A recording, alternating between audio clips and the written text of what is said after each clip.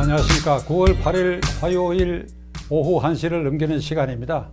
이 시간에는 8월 15일 광화문 광장에서 있었던 국민대회, 그 국민대회에 참가해서 반정부 연설을 했다는 것을 빌미로 정광훈 목사가 그동안 보석 중에 있었는데 법원이 이 보석을 취소한 것이 정당한 결정인가 하는 것. 두 번째로 그 광화문 집회에 수만 명이 모였는데 이것이 극우 세력으로 분류되는 사람들이 모여서 집회를 한 것인가 하는 이 두 가지 점을 간단히 살펴보기로 하겠습니다. 정광훈 목사가 구속된 것은 공직선거법 위반입니다. 작년 10월에 그 광화문 광장에서 그러니까 특정인 황교안 그리고 그 야당을 지지한 연설을 했다. 이것이 선거를 앞두고 사전선거운동에 해당한다. 이래서 공직선거법 위반으로 구속이 됐습니다. 그 보석을 결정할 때의 그 조건이 그 공직선거법 위반으로 기소됐으니까 그러한 것과 관련된 사건에 관여하지 말아야 된다는 것. 둘째로 불법 집회에는 향후 절대 참가해서는 안 된다. 이 두 가지 조건을 걸고 3천만 원의 보증금을 내게 하고 보석 결정을 했습니다. 그러니까 이 보석 기간 중인 8월 15일 광화문 광장 국민대회에 정광훈 목사가 참석했습니다. 우선 이 국민대회의 성격이 공직선거법에서 말하는 선거운동하고는 전혀 관계가 없습니다. 따라서 그것이 보석 취소의 한 사유가 될 수 없습니다. 광화문 광장의 집회는 문재인 대통령을 석토하고 이 정권을 비판하는 그러한 집회였고 또 정광훈 목사의 연설 내용도 문재인 대통령 비판에 초점이 맞춰진 것이지 선거와는 전혀 관련이 없습니다. 두 번째로 정광훈 목사는 이 불법 집회에는 참가해서는 안 된다는 조건, 그럼 광화문 집회가 불법 집회라는 걸 살펴봐야 됩니다. 이 광화문 집회는 일파만파라고 하는 시민단체가 광화문 일대의 서울시가 구석구석에 집회를 정지하는 행정명을 내렸습니다. 따라서 이 일파만파라는 단체가 서울행정법원에 일률적인 집회 금지 조치는 부당하다 해서 이것을 취소하는 소송을 제기하면서 금지를 정지해달라는 가처분 신청을 했고 이 가처분이 받아들여졌습니다.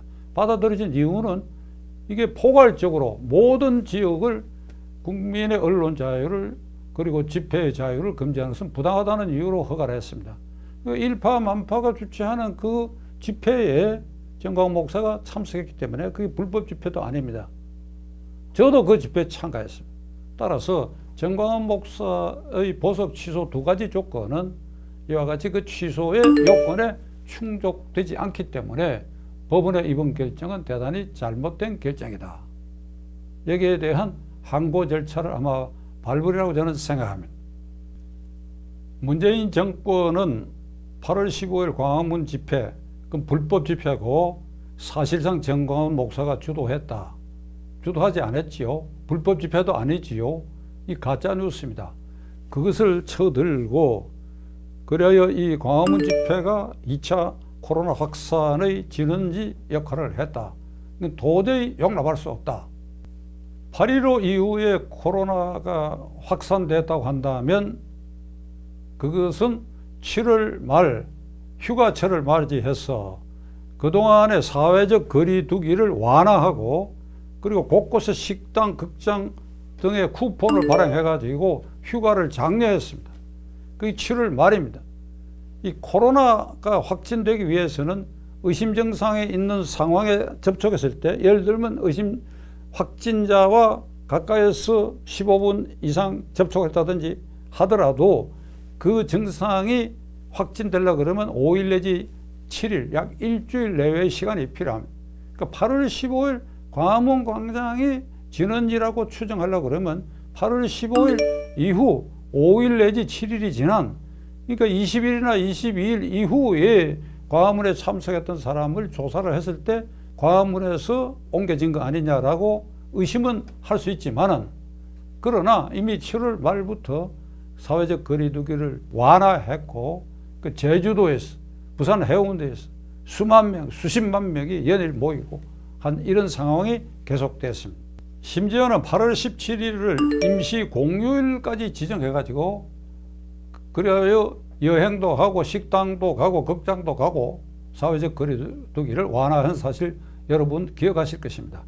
그러면 8월 15일을 기점으로 이게 확산됐다라고 하는 것이 가짜 뉴스라고 하는 것을 정부 발표에 근거를 두고 제가 말씀을 드리겠습니다. 8월 13일에 100명 이상의 확진자가 나왔고 8월 14일에 160명 이상의 확진자가 나왔고 8월 15일에 279명의 확진자가 나왔고 그리고 8.15 이후에 16일, 17일, 18일에 각각 200명 이상의 확진자가 발생했다. 그 정부는 요 무렵에 이게 광화문에서 비롯된 것이다 라고 가짜 뉴스를 퍼뜨렸습니다. 광화문에서 전염됐다고 한다면 8월 20일 이후라야 거기서 전염된 것이라고 추정이라도 할 수 있는데 이미 8월 15일, 2, 3일 뒤까지에 이미 200명 이상이 확진자가 나온 것은 그 이전 7월 말부터 사회적 거리두기를 완화한 데서 비롯돼 가지고 이런 확진자가 나왔다. 이렇게 봐야 됩니다. 그 근거로서 정부가 발표한 자료 하나를 말씀드리겠습니다. 서울시가 28일 날 8.15 행사 집회가 서울시가 8.15 집회가 있었고 난 후 13일이 지나고 나서 8.15 집회에 참석했다고 하는 사람 2만 8천 명을 조사를 했더니 그중에 33% 9,800명을 진단검사를 했습니다. 진단검사 결과 77명이 확진자로 판명됐어요. 내가 광화문 광장에 참석했다 하는 2만 8천 명 중에 77명이 확진자로 확인이 됐습니다. 그러니까 0.7%. 경기도도 0.9%. 광화문 참석자를 조사한 게 대구도 0.5%, 인천도 0.4%. 대체로 조사 대상자 중에 1% 내외가 전국 평균치라고 한다면 광화문 참석자라고 말하는 사람 가운데 서울시와 지방자치단체가 조사한 것도 1% 미만의 것으로 나타났기 때문에 이 정권이 말하는 질병관리본부를 내서서 말한 8월 15일 광화문 집회가 2차 확산의 근거지고 그 중심에 정광훈 목사가 있다라고 하는 것은 완전히 가짜 뉴스입니다. 이렇게 국민을 현혹시킬 수가 있습니까? 1년의 이 정권의 방역 실패는 2월 달에 우한 코로나가 확산됐을 때 중국 사람들의 이 입국을 전혀 막지 않았습니다.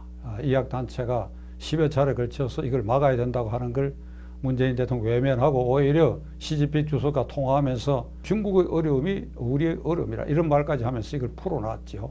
그래서 확산의 빌미를 줬고 지금 8월 15일 광장의 집회 때문에 확대됐다고 하는 것은 지금 제가 설명드린 대로 이것은 덮어씌우기, 특히 정광훈 목사를 표적을 해서 덮어씌우기 작전의 일환으로 코로나 방역 사태를 정치 방역으로 그래야 코로나 계엄 상태로 몰아가고 있고 김부겸 전 의원, 이번 민주당 대표 출마했던 김부겸 의원은 뭐라고 얘기했느냐. 생화학 테러다. 생화학 테러의 진원지는 8.15 광장이고 그 죽음은 정광훈이다. 이래가지고 극언까지 했어요. 이건 누군가가 책임지우도록 조치를 해야 할 것입니다. 이런 망발이 어디 있습니까? 국민을 이런 식으로 옥죄고 그래 놓고 지금 모든 식당, 대중 출입소에는 전부 성명과 이 전화번호를 적게 합니다. 이게 과잉행위입니다. 과잉행위. 광화문 집회에 가령 참석했다. 그 몇 시간, 한 두세 시간 그 자리에 있었다. 그 자리에 있었던 사람이 그 뒤에 지하철도 타고 식당도 가고 다른 모임에도 갔다. 그러니까 광화문에 갔다가 왔기 때문에 확진자가 나왔다 하는 그것은 역학적으로도 믿을 수 없는 것입니다. 그러니까 같은 시간대에 경찰이 7,000명 동원됐다고 하는데 그 경찰에 대한 전수조사를 했다고 하는데 결과 발표하지 않습니다. 그러니까 평균치 다 미달일 거예요. 그러니까 전국을 여론조사기관이 무슨 정당 지지율 조사하듯이 전국을 무작위로 추출해서 조사할 필요가 있습니다. 그러니까 이러한 역학적, 과학적 접근 방법 무시해버리고 무조건 모든 길은 광화문으로 그리고 모든 길은 정광훈의 잘못이다. 이렇게 덮어씌우기 작전은 중단해야 할 것입니다. 이 정권은 광화문 집회가 극우 세력에 의해서 주동되고 거기에 참가한 사람들도 극우 세력을 지지하는 사람들이다, 이렇게 매도하고 있고, 놀랍고 황당한 것은 김종인 위원장과 주호영 원내대표 제1야당이 여기에 동조해가지고 우리는 8.15 광장과 참석했던 그런 류의 극우파와는 동조할 수 없다라고 이게 정권에 발을 맞춰줘 버렸어요. 이런 야당이 어디 있습니까? 이런 야당이. 그래, 일파만파가 주최했고, 그래, 정광훈 목사가 참석했고, 저 같은 사람도 참석했고, 수만 명이 사랑의 교회 교인들도 아니고 그 비를 뚫고 자발적으로 자진해서 제 주위에도 제 친구 동창 후배들이 무수히 참가했어요. 그래서 이 문재인 정권 비판하는 국민의 힘을 보여주기 위해서 모인 이 사람들을 향해 가지고 이게 극우 세력의 극단적 주장을 하는 그런 집회였다, 이렇게 매도할 수 있습니까? 그 광장에서 분출된 얘기들이 뭡니까? 문재인 대통령을 비판하고 이 정권의 실정을 비판하는 내용이 전부였습니다. 폭력으로 이 정권을 둘러엎자, 누구누구를 그냥 암살해버리자, 이런 주장들이 있었습니까?